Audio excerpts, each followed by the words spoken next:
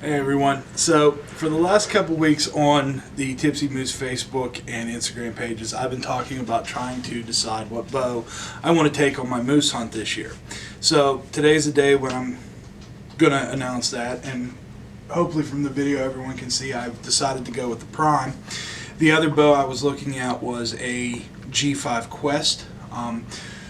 The main reason that I went with the Prime is that it produces a little more speed. Now, I'm not much of a speed guy, however, a little more speed does translate into more momentum and more kinetic energy. When hunting an animal like a moose, that becomes a very important factor.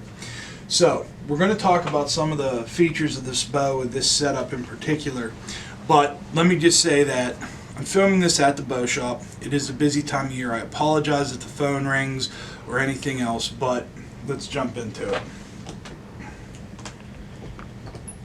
So, one of the big differences in Prime, as you can see here, Prime runs what is called a parallel cam.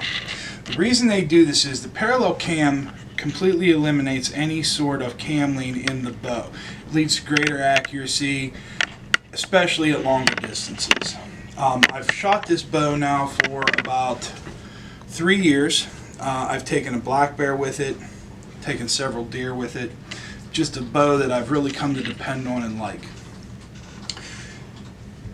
So far as accessories, my sight, I'm running the Trophy Ridge React 1 Pro. The React technology works by you dial in a 20-yard pin, you set your 30-yard pin, and then the rest of the distances are automatically set for you. If you're shooting the React Pro, is a 5-pin fixed pin sight, so you're sighted in out to 60 yards. The React 1 Pro sights you in out to 100 yards. Now, I would never shoot that distance at an animal, but shooting at 100 yards in practice just gives you a lot more confidence, and it will help you be a better shot at a more realistic hunting distance. On a moose, I'd say 60 yards and in is about the max that I would shoot at that animal. Going from the sight, we're going to move on to the rest. Now, I buck the trend on rest. Most guys shoot drop-aways, very, very effective rests. I shoot a whisker biscuit. I've shot a whisker biscuit pretty much since they came out, about 20 years or so now. I like the dependability of it. It's never given me an issue with accuracy. It's never caused me any sort of speed issues. What I really like about it is, for me, once I put it on, it is one part of the bow that I can absolutely forget about. I have utmost confidence in it, and when I'm on a hunt like this where I'm a float plane trip away from the nearest bow shop, if something would go wrong, it's very easy to carry an extra biscuit with me. I can change it in about 5 minutes, be sighted back in even quicker, no problems whatsoever with it. When we want to talk about stabilizers, stabilizers serve two main functions on a bow. Number one, yes, they do eliminate noise and vibration, but more importantly, they stabilize the bow. So, when picking out a stabilizer, I like to look for one that has an adjustable weight system to it, so I can really fine-tune the way the bow falls, the way the bow holds when I'm at full draw. I'm using the dead center stabilizer system. It gives you adjustable weights. On this particular setup, I needed 2 ounces of weight out front. It helps the bow fall the way I need it to. Quivers are another thing that a lot of people don't think about. I'm running a tight spot 5-arrow quiver. Now, one of the key features of a tight spot quiver, if you look here, you'll see adjustment screws. Now, the purpose of the adjustment screw, on your standard quivers, say you're running a standard diameter arrow, something like a gold tip hunter, a zombie slayer from Black Eagle, something that's a little bit bigger diameter. On a standard quiver, the grippers get stretched out to that diameter over time. Well, what happens if down the road you decide you want to go to a micro diameter shaft, something premium like a gold tip platinum pierce? If you put it in a standard quiver that's been running standard diameter shafts, the arrows fall out. With a tight spot, you simply tighten down these adjustment screws. The arrows are gripped nice and solid, they won't fall out.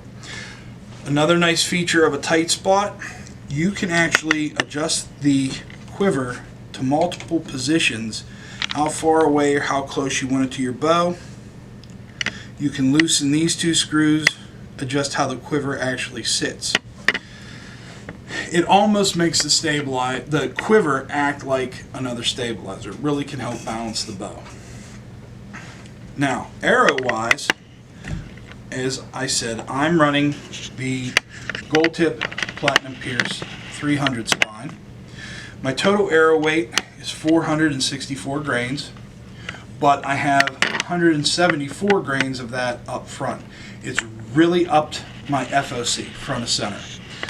This helps me with accuracy, it helps me with penetration, and it's just been a fantastic performing arrow for me. I've tipped it off with the new Striker V2 from G5 Outdoors. I've shot this all the way out to 75 yards, flies right with my field tips. I've been using the G5 Striker V2 BMPs. It's a ballistic match point. They're nice to sight in with. They don't tear up the target as bad. And again, in testing out to 75 yards, they really do fly exactly like the Broadhead does. So that's a pretty quick rundown of the setup I'm going to be using.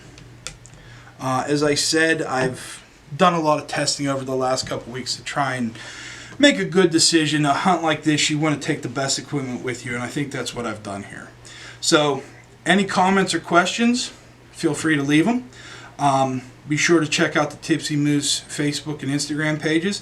And if you're interested in prime bows, trophy ridge accessories, dead center accessories, tight spot, gold tip, any of the stuff we've talked about, get a hold of the guys down at Bucks and Bows Archery in Gibsonia, PA. I'm a little biased, yeah, but the guys know their stuff there. So we'll be talking to you soon. Got a couple more videos coming up before we leave. Stay tuned.